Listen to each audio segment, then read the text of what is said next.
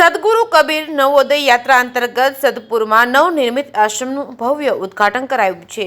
વિશ્વ વંદનીય સદગુરુ કબીર સાહેબની કૃપા અને પંથ શ્રી હજુર પ્રકાશમુનિ નામ સાહેબની દયાથી કબીર પંથના 16મા વંશ પ્રતાપચાર્ય પંથ ઉદિત મુનિ નામ સાહેબની પાવન ઉપસ્થિતિમાં સદપુર ખાતે નવનિર્મિત સદગુરુ કબીર આશ્રમનું ભવ્ય ઉદ્ઘાટન 9મી એપ્રિલના રોજ સંપન્ન થયું છે. સદગુરુ કબીર ધર્મદાસ વંશાવલી મિશન દ્વારા આયોજિત સદગુરુ નવોદય યાત્રા અંતર્ગત ગુજરાતમાં પધારેલા પંથ શ્રી હજુર ઉદિત મુનિ નામ સાહેબનું અનેક સંતો મહંતોને ભાવિકોએ ઉષ્માભેર સ્વાગત કર્યું છે.